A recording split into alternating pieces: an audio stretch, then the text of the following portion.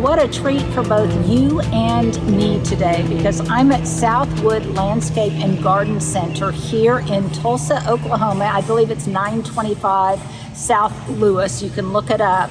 And it is just a wonderland of plants and container planting, or pots, container plantings that are already composed, bird baths, all sorts of statuary, topiaries. I mean, it's just almost overwhelming. There is just so much to see here.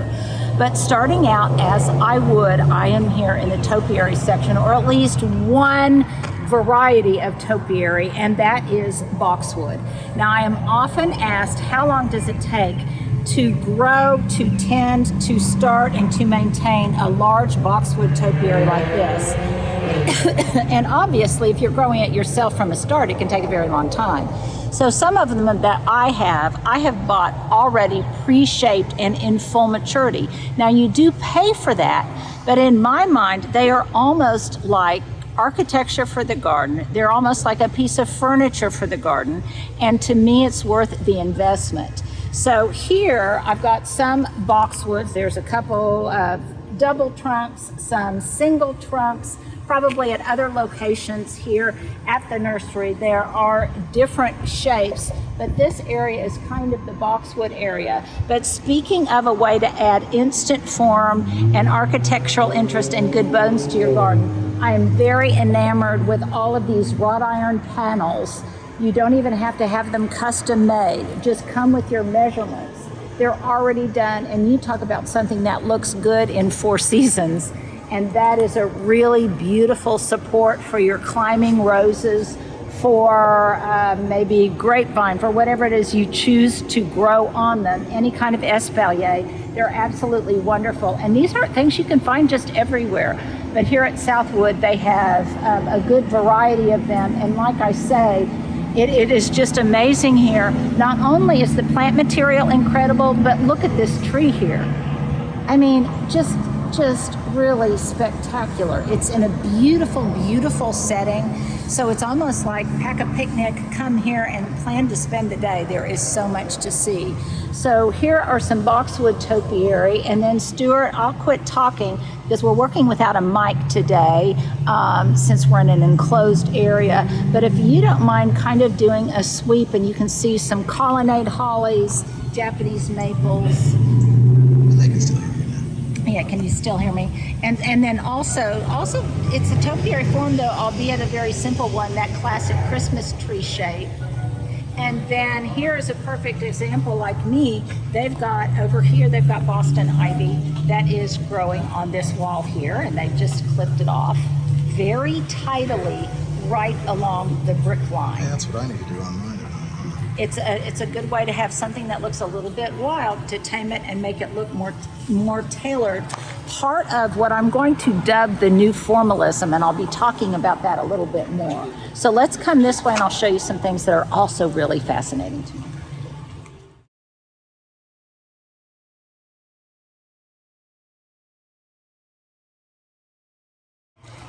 Okay, I don't know anyone who doesn't love Japanese maples. I think that they are just, there's something very primal about them that appeals to all of us, especially a lot of these that are cut leaf. This one's called baby lace. This one is, I bet this is maybe a crimson queen. But there are so many different varieties of Japanese maples. However, I am always very cautious about buying them, even for container plantings, because it gets so hot in Oklahoma City. It's a little bit more temperate up here in Tulsa. They get more rain. It's a little bit more, the soil is a little bit better. But nevertheless, they have a whole selection of different kinds of absolutely stunning, some in weeping form, in various colors that are just spectacular. I love the shape of these over here.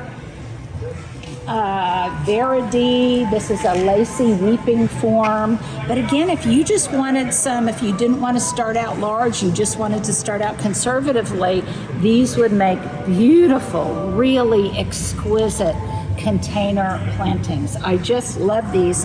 And the form that I am really obsessed with right now is this very tall, slender stem with a smaller head on top. And that's exactly what's happening here, like with this baby lace Japanese maple and some of these others. But I spied it in some different kinds of plant materials. So Stuart, let's move on and see if I can find that shape in other places.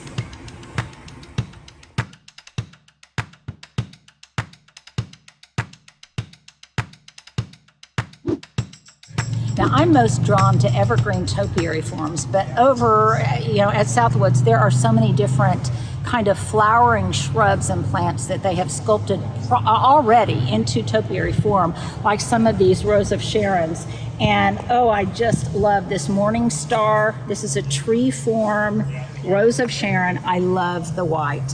And not only do I love it because I'm just drawn to this form, but also I love it because it reminds me of some neighbors of mine that had 2 of these that were absolutely fabulous by their pool. So Stuart, let's just keep walking around the bend here.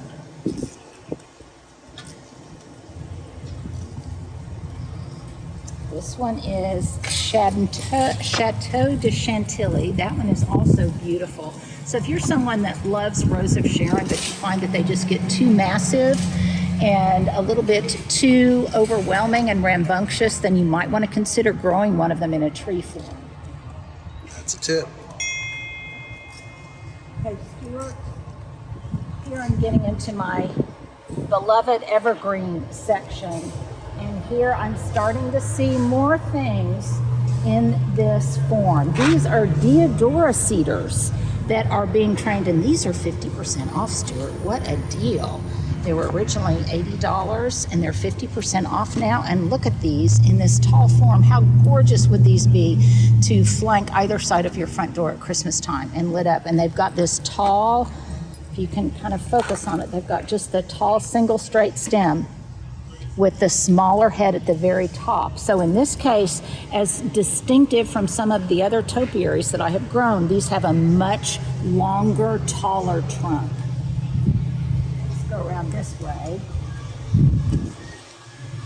I've always been akin to the Dr. Seuss looking ones. The Dr. Seuss yeah, ones? like very little, the ones like, that are these regular. guys, like okay, very little, right behind. Oh yeah, like this one like Charlie that Brown is tree, just is charmingly irregular.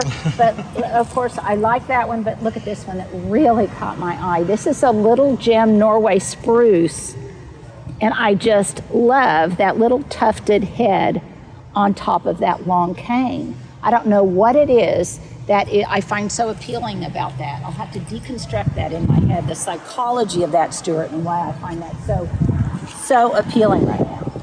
Trying to remember to talk to the camera because when I look away you can't hear me as well. Here's another example of this with an arbor vitae. But oh my goodness, look at the selection of evergreens that they have. It's just spectacular. Now what I'm going to be on the hunt for, we're going to have to go sign some books here in a few minutes, Stuart, but what I'm going to be on the hunt for, I wonder if they have any ginkgo.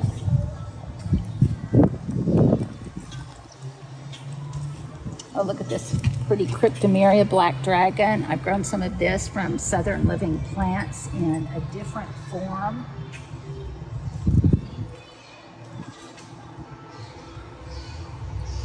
If I spin slow, look how far away she gets. Are you talking behind my back? Never. There's no way you'd be able to play this back and hear what I said. Look at these. Now, I have always loved these Hinoki false cypress. I have always loved them, but they don't love me because I have tried to grow them in the past and it just simply got too hot. And they just really, it says that they take full sun, but I found that they really just needed some protection. Maybe I just wasn't holding my mouth right when I tried to grow them. Or sometimes, quite frankly, if a plant dies on you, it's not necessarily your fault. It could be that it wasn't real healthy in cultivation. But that is definitely not a problem with these. And these are beautiful and spectacular. Ooh, it gets hotter over here.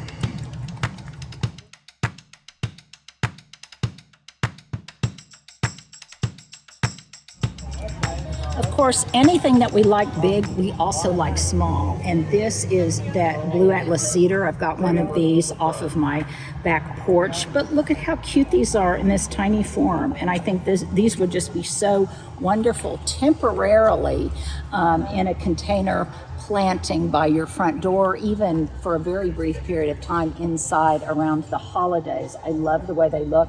It has that very Nordic quality in this kind of bluish green tone that is just lovely, and I would definitely pair it with lots of whites and other silvery colors to get kind of a winter snow effect. I think it would be really, really beautiful.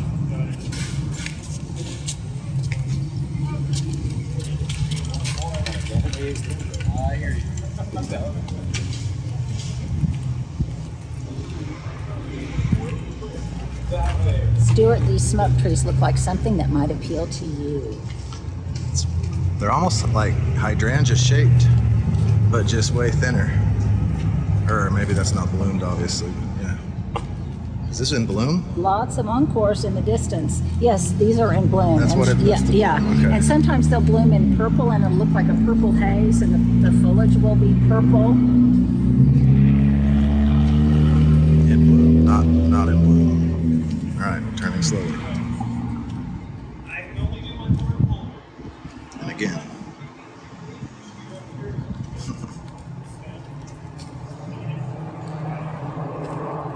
Over here, hiding behind this Atlas cedar, is a blue star juniper. I have one of these in topiary form in my garden.